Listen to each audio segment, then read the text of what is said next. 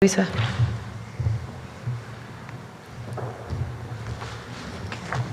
Con su permiso, señora presidenta, antes que nada agradecerle mucho la oportunidad de sumarme hoy a su gabinete y a este proyecto extraordinario del segundo piso de la transformación. Quisiéramos informar respecto a cómo está el proceso de extradición en el caso Sinaloa, porque se ha venido hablando mucho sobre el tema y vale la pena puntualizar en qué momento del proceso estamos para que no haya información falsa que se difunda. Lo primero que hay que destacar es que hay que hacer una distinción entre lo que es una solicitud formal de extradición y lo que es una solicitud de detención provisional con fines de extradición. No es lo mismo, está regulado en artículos distintos y lo vamos a ver ahora. Si me permiten.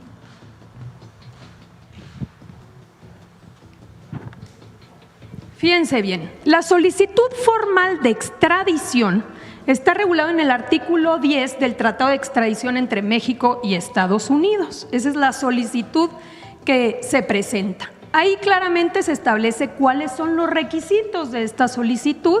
Se tiene que enviar por la vía diplomática y debe contener el delito por el cual se acusa y anexar estos documentos.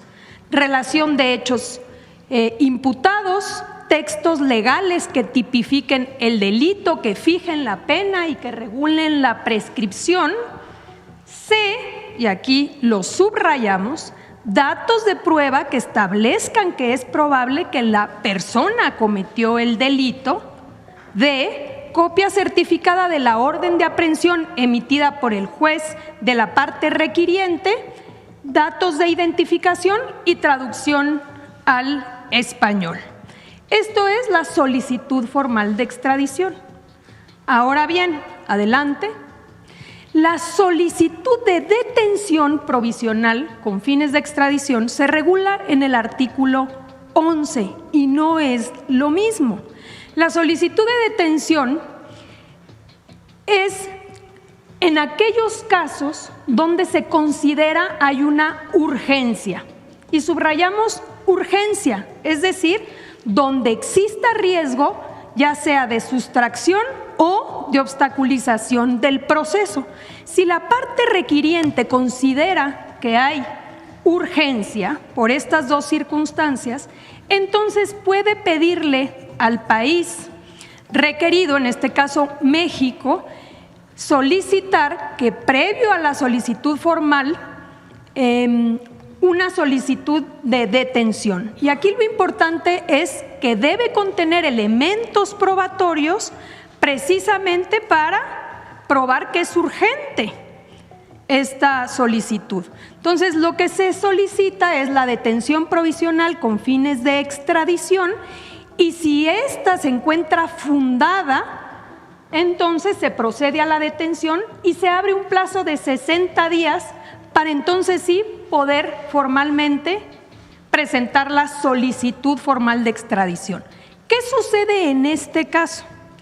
En este caso, la Fiscalía del Distrito Sur de Nueva York no presenta una solicitud formal de extradición. Lo que presentó fue una solicitud de detención provisional con fines de extradición.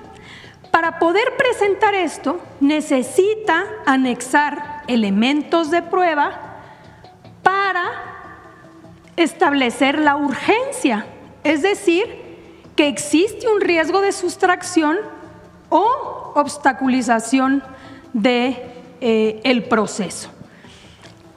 La Secretaría de Relaciones Exteriores le pide una opinión a la Fiscalía y la Fiscalía determina que no existe al momento o no se aportó ningún elemento o prueba que acredite la urgencia, por lo que la solicitud no se encuentra debidamente fundamentada y es necesario solicitar información adicional precisamente para que se acredite la urgencia. De acreditarse la urgencia, entonces sí, la Fiscalía puede presentar a un juez de control y el juez de control puede, viendo las evidencias, establecer ya sea la prisión, la detención provisional o alguna otra medida cautelar, y ahí inicia este proceso de 60 días.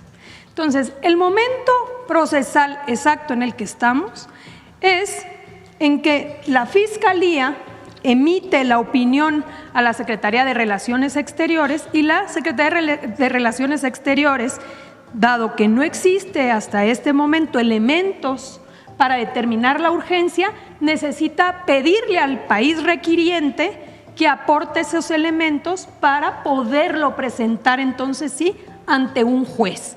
¿Quién lo va a determinar? El juez de control. No lo va a determinar la Fiscalía, no lo va a determinar la Secretaría de Relaciones Exteriores, lo determinaría el juez si se mandaran estos elementos probatorios. Adelante. Esto, en realidad, aunque bien establecido en el Tratado de Extradición, también es aplicable en la ley mexicana de forma similar. ¿Qué sucede en nuestro sistema penal mexicano? El artículo 16 constitucional, en relación con los artículos 141 y 142 del Código Nacional de Procedimientos Penales, establece que para poder solicitar una orden de aprehensión, cualquier fiscalía requiere aportar datos de prueba a un juez y debe acreditar 3 cosas: el hecho que la ley señala como delito, la probable responsabilidad y la necesidad de cautela, que es similar a la urgencia, es decir, el riesgo de sustracción u obstaculización del proceso. Entonces, esto también existe para efectos del sistema mexicano cuando se quiere detener a una persona y solicitar una orden de aprehensión. Adelante. Ahora bien, respecto a la confidencialidad, esto también es muy relevante. Los procesos de extradición deben ser entregados por la parte requiriente a la Secretaría de Relaciones Exteriores de manera confidencial. ¿Por qué? Porque se requiere preservar el debido proceso y la presunción de inocencia, de tal manera que se evite la exposición mediática prematura que pueda sesgar a las autoridades y contaminar pruebas. Esto está establecido en la Convención Americana sobre Derechos Humanos, artículo 8. En este caso, dicha confidencialidad se violentó, provocando un linchamiento mediático y que los medios de comunicación hayan emitido ya un juicio sobre las 10 personas mencionadas. Adelante. Consideraciones finales. Número 1. La Fiscalía General de la República no ha prejuzgado respecto si se cometió o no se cometió un delito. Número 2. La Fiscalía General de la República no ha prejuzgado respecto si es procedente o no una solicitud de detención provisional. La Fiscalía General de la República ha emitido opinión a la Secretaría de Relaciones Exteriores respecto a que el país requiriente no aportó elementos que acrediten la urgencia, por lo que la solicitud no se encuentra debidamente fundamentada y es necesario solicitar esta evidencia. Finalmente, la Fiscalía General de la República ha enviado opinión a la Secretaría de Relaciones Exteriores respecto a que es necesario solicitar al país requiriente confidencialidad para poder preservar el debido proceso. Es cuanto, Presidenta. Gracias, Luisa. Ahora sí ya se entendió, ¿verdad? ¿En qué proceso, en qué parte de un proceso enviado por una oficina del Departamento de Justicia de Estados Unidos estamos? Bueno, ahora sí vamos a las preguntas, si les parece. Vamos acá para que nos digan qué. Gracias, Presidenta. En parte es acerca del tema de Sinaloa también. Si nos pudiese comentar, Presidenta, hoy va el secretario de Seguridad a Sinaloa a dar una rueda de prensa. Ha habido también hechos violentos en los últimos días. ¿En qué momento se está en Sinaloa? Si va a haber más reforzamiento de las Fuerzas Armadas y de las corporaciones de seguridad en la entidad para evitar desbordamientos de violencia, y si usted en algún momento también en los próximos días acudirá a la entidad. Como saben, el gobernador Rocha pidió licencia el sábado, si mal no me equivoco. Y el viernes en la noche y el sábado se nombró a una gobernadora interina por parte del Congreso, como establece la Constitución de Sinaloa. Instruí al Gabinete de Seguridad, tanto al secretario de Seguridad, al general secretario y al almirante secretario, que asistan al estado de Sinaloa para reunirse con la gobernadora interina y poder explicarle cuál es el proceso de coordinación que tenemos. Ella era secretaria de Gobierno, conoce en parte, pero hoy como encargada del gobierno de Sinaloa, pues que sepa el pueblo de Sinaloa que mantenemos todas las fuerzas federales y que vamos a fortalecer la coordinación con la gobernadora interina. Es muy importante que frente a este cambio de gobierno que se dio en Sinaloa, pues el Gabinete de Seguridad Federal esté presente y fortalezca las actividades de coordinación y siempre de ayuda y protección al pueblo de Sinaloa. ¿Hubo alguna solicitud de parte del ahora es gobernador con licencia de mantener seguridad en su entorno para evitar cualquier cosa que le pueda suceder a él? Sí, normalmente en estos casos, como en cualquier otro, sea para un gobernador con licencia, de cualquier estado de la República, de cualquier entidad, un diputado, un senador, incluso un ciudadano que tenga alguna consideración de riesgo de su persona, solicita a la Guardia Nacional o al Gabinete de Seguridad apoyo en su seguridad. Se hace un análisis de riesgo y sobre eso se fortalece, se da o no seguridad. Y en este momento pues tiene la seguridad dada la condición que estableció el propio gabinete. Gracias. Y respecto a lo que comentaba la consejera jurídica, ¿este proceso cuánto tiempo podría tardar? Es decir, la FGR le informa a la Secretaría de Relaciones que se requiere más información de elementos de prueba en contra del exgobernador. Eso se envía a su vez a la Corte, entiendo que a la misma Corte del Sur de Nueva York. Es el Departamento de Justicia. Departamento de Justicia. ¿Cuánto tiempo tarda esta solicitud? Es decir, ¿hay algún plazo perentorio para que se entreguen esas pruebas y se pueda continuar con el proceso? ¿O es un tiempo abierto para esto? No existe como tal un plazo definido, es decir, se podría optar por dos vías. Una vez que se requiera esta información, se puede enviar la información para acreditar la urgencia, si es que se sigue solicitando la detención provisional conforme al artículo 11, o se podría optar también por mandar la solicitud formal de extradición.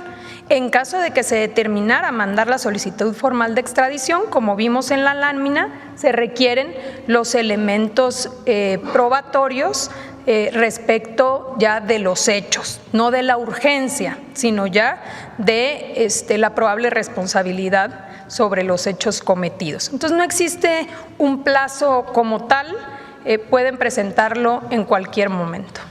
Gracias. Y, Presidenta, nada más insistiendo un poco, ¿usted tiene pensado ir a Sinaloa en los próximos días? En estos días no, pero no por alguna razón en particular. Tenemos un programa de trabajo.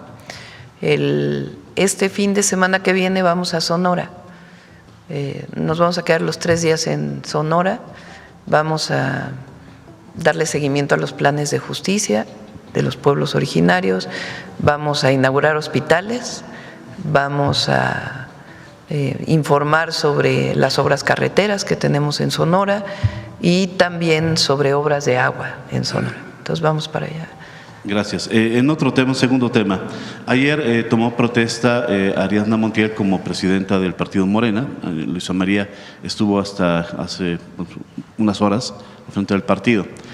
En su discurso, en su primer discurso como presidenta del partido, hizo mucho hincapié en que no se va a aceptar en el futuro cualquier conducta de corrupción de parte de los integrantes e hizo hincapié en aquellos que van a buscar alguna candidatura, que incluso si ganaran la encuesta, estuvieran al frente de las encuestas en cada uno de los estados donde va a haber elección y se comprueba que incurrió en actos de corrupción, no tendrían la candidatura. El discurso de Ariadna rondó en torno a la corrupción, Presidenta, con estos ejemplos que se dan. Entiendo que hay filtros que se establecieron para las candidaturas durante el periodo de Luisa María al frente del partido.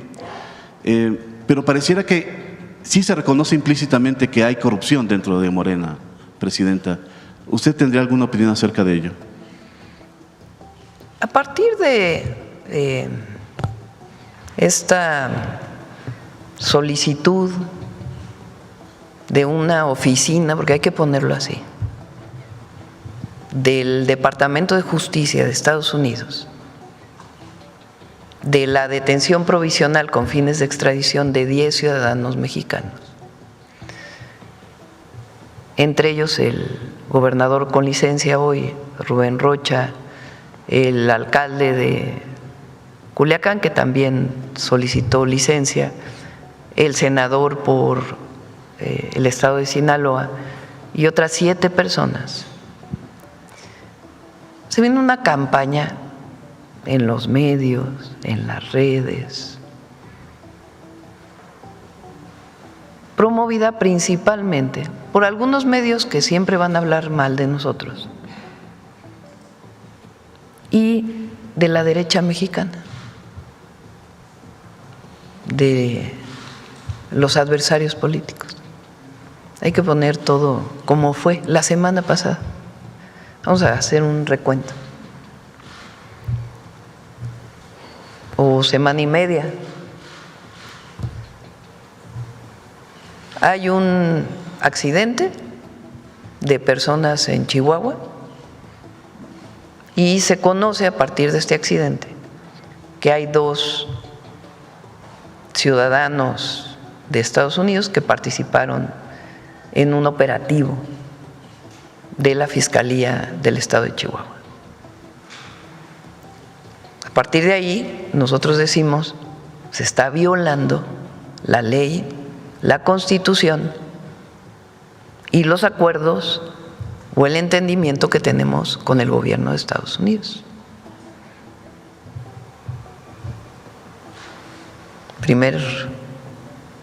Primera situación. Después viene una solicitud de una oficina del Departamento de Justicia de Estados Unidos a 10 ciudadanos mexicanos. Y los comentócratas y los medios, no todos, algunos, y la derecha internacional, el gobierno de México tiene nexos con el narcotráfico, como lo habíamos dicho desde hace tiempo. ¿Qué hacemos nosotros? ¿Cómo marca la ley? En el caso de Chihuahua, decimos a la Fiscalía que se revise si hay una violación a la Constitución o a las leyes. En el caso de Sinaloa, lo mismo. Le digo a la Secretaría de Relaciones Exteriores, pide opinión de la Fiscalía General de la República para ver si hay pruebas de la urgencia de una detención provisional. Misma actuación del Gobierno de México. Pero se viene esta campaña. Yo lo he dicho siempre, nosotros no protegemos a nadie. Nuestro movimiento llegó al poder con una consigna muy clara: acabar con el régimen de corrupción y privilegios. Y hasta ahora, si no hubiéramos acabado con la corrupción del pasado, no tendríamos los programas de bienestar. ¿Cómo explica el pueblo de México, o ustedes, o cualquier mexicana o mexicano, que hoy se estén destinando 1 billón de pesos para dedicárselos directo a la gente. ¿Cómo se explica que haya aumentado la recaudación? A ver, pon la gráfica de recaudación.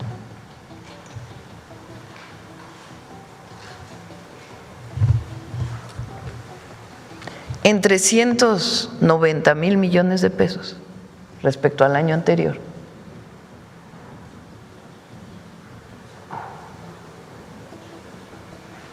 Vean, en el año 2018 la recaudación era de 3 billones. Aumenta, sin aumentar impuestos. En 2025 la recaudación es de 5.3 billones de pesos. Y cada año va aumentando en términos reales, a pesar de la pandemia. ¿Cómo se explica que haya más recaudación? Porque hay honestidad. ¿Cómo se explica que haya programas de bienestar y que antes no se podían dar? Pues porque hay honestidad en el manejo de los recursos. ¿Cómo se explica que en el periodo del presidente López Obrador hayan salido 13.5 millones de personas de la pobreza si hubiera habido corrupción? ¿Cómo se explica que por primera vez en la historia hay más millones de personas en la clase media que en la pobreza si hubiera habido corrupción? ¿Cómo se explica que podemos pasear por el país y que la gente nos salude, nos abrace si hubiera corrupción? Nosotros nos comprometimos a acabar con el régimen de corrupción y privilegios. ¿Cómo se explica que hayamos aprobado un plan B en donde se acaba con las pensiones doradas, en donde se reducen los regidores, disminuye los presupuestos de los congresos estatales, disminuyen los presupuestos del Senado? ¿Cómo se explica que estemos determinando estas acciones? ¿Cómo se explica que no queremos que haya reelección, que no queremos que haya nepotismo en la entrega de un cargo de elección popular a otra si hubiera corrupción? Pero hay una campaña de que hay corrupción en los gobiernos de la transformación. ¿Cómo se explica que el Consejo Nacional de Seguridad haya enviado 94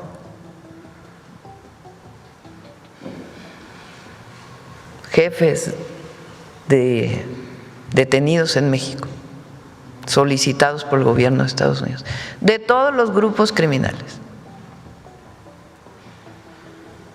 a Estados Unidos? ¿Cómo se explica que haya disminuido en 44% los homicidios? ¿Cómo se explica que se detuvo a un presidente municipal en Jalisco de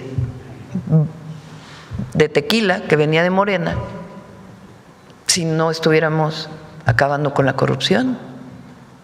¿Cómo se explica que se haya detenido al alcalde de Teuchitlán de Movimiento Ciudadano porque estaba vinculado con lo que ocurrió en Teuchitlán? Por cierto, no sé si saben que uno de los hermanos de este presidente municipal fue detenido recientemente por el vínculo con el huachicol. ¿Cómo se explica ¿cómo le llaman? La operación Enjambre, deteniendo a presidentes municipales vinculados con algún grupo criminal? ¿Cómo se explica eso? Todo eso que hemos hecho del 2019 a la fecha en los gobiernos de la transformación, si hubiera corrupción. que hay una persona, independientemente del partido político, que se demuestra que está vinculado con la corrupción o que se demuestra que está vinculado con algún grupo de la delincuencia organizada, se procede por la Fiscalía. Ahora, la política es, decía el presidente López Obrador, o dice, ¿no?, el presidente López Obrador, eficacia y principios. Hoy es tiempo de los principios. Es tiempo de la honestidad. Es tiempo de la defensa de la soberanía. Es tiempo de estar con el pueblo de México. Es tiempo de no robar, no mentir y no traicionar al pueblo. Siempre es tiempo de eso, pero hoy más que nunca. La única alternativa que tiene el pueblo de México es la transformación.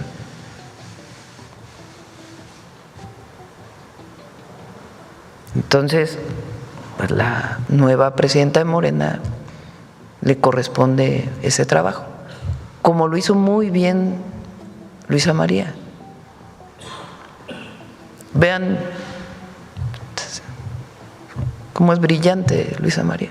Explicó en 5 minutos los juicios de extradición y lo que está pidiendo hoy el gobierno de Estados Unidos. Ahora, como digo, es tiempo de la defensa de la soberanía y también de garantizarle al pueblo de México la honestidad, los principios y la construcción de la paz. Pon otra vez la gráfica de homicidios.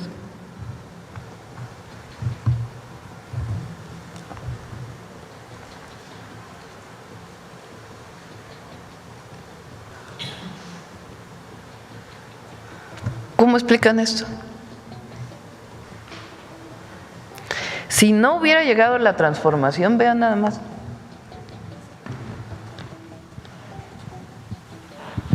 Si no hubiera llegado la transformación al país, esto hubiera seguido allá arriba. Esta gráfica lo que muestra es que aquí hubo una ruptura del modelo anterior con el nuevo.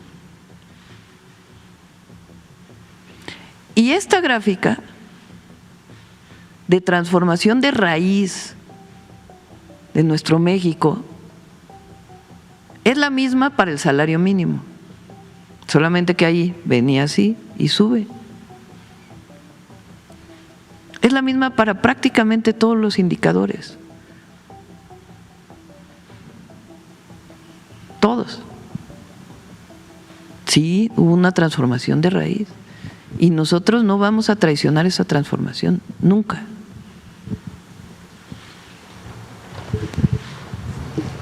Ya, tercer y último tema de mi parte, Presidenta. Hicimos un trabajo que se publica hoy en Excelsior con nuestros corresponsales en Veracruz, en Puebla y en Hidalgo.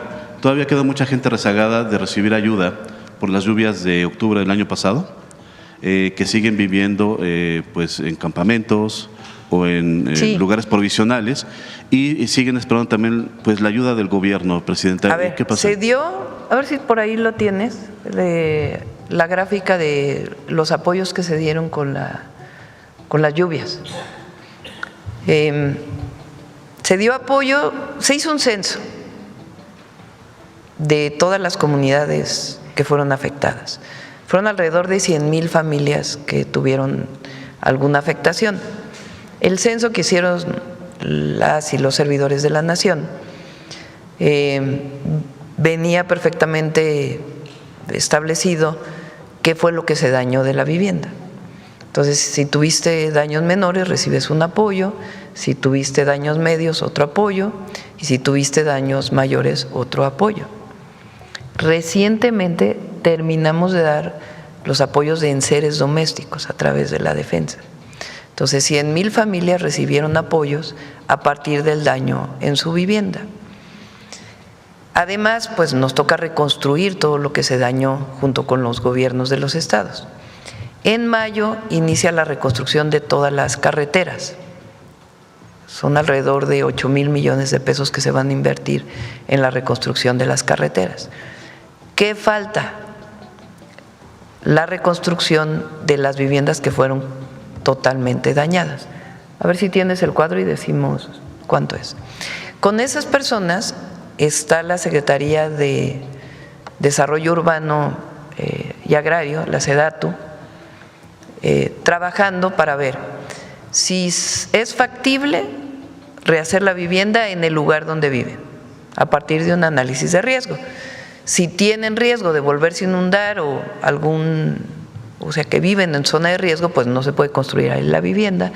Entonces les da dos opciones: o se reubica o se les da un apoyo para que ellos decidan dónde construyen su vivienda.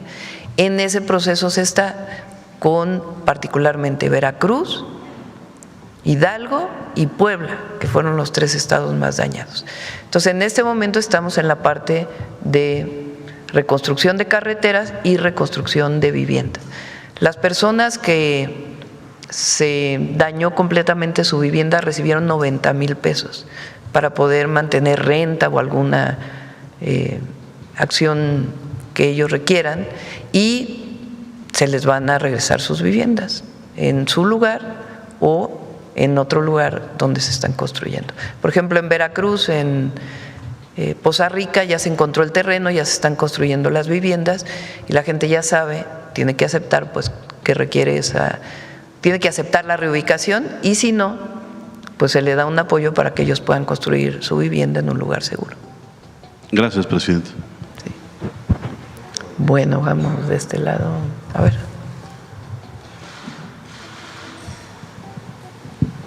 Muchas gracias, presidenta. Yaret Arciniega, de Revista Fortuna. Presidenta, retomando este tema de la defensa de la soberanía, preguntarle, en el caso de Chihuahua, si el secretario de Seguridad le informó si ahora que se reunió con la gobernadora Maru Campos, pues en algún momento de la conversación se abordó pues estos acuerdos que tomó la administración de la gobernadora con el cónsul de Estados Unidos, Rafael Foley. Se dio a conocer que pues han tenido varias reuniones en este año, y también se dio a conocer que pues uno de los temas que ella abordó con él en las reuniones fue el reforzar pues la seguridad en la frontera. La reunión que tuvieron hace ya pues más de una semana, el secretario de Seguridad le informó lo que dice la ley y lo que dice la Constitución. La gobernadora de Chihuahua no le dio información adicional a lo que se conoce públicamente. ¿A quién le corresponde la investigación de si hubo alguna violación? A la Fiscalía General de la República. Y lo que hemos dicho es que la Fiscalía está investigando. Muchas gracias, presidenta. En un segundo tema, si me permite preguntarle a Luisa María, ¿cuál será el enfoque de la Consejería Jurídica y cuáles han sido los grandes temas o los grandes encargos que le ha hecho la presidenta? Los encargos que te he hecho para la Consejería. Bueno, obviamente tuvimos una reunión de transición con quien era la consejera jurídica, con Estela Damián, para ver todos los temas pendientes que hay que retomar, y uno en especial que la presidenta nos ha instruido a analizar tiene que ver con el proceso de elección del Poder Judicial. Como ustedes conocen, actualmente esa elección está programada para suceder el próximo año, en el 2027. Entonces vamos a analizar y emitiremos una opinión a la presidenta si vale la pena pensar en una reforma, ya sea que se sostenga que suceda en el 27 o analizar que se pueda posponer un año al 2028. Entonces vamos a estar viendo este asunto de manera prioritaria. Muchas gracias. Y finalmente, presidenta, preguntarle a la nueva secretaria del Bienestar cuáles son los retos que se ha planteado para llegar pues a cada rincón del país y pues para que todos los mexicanos tengan acceso a programas sociales.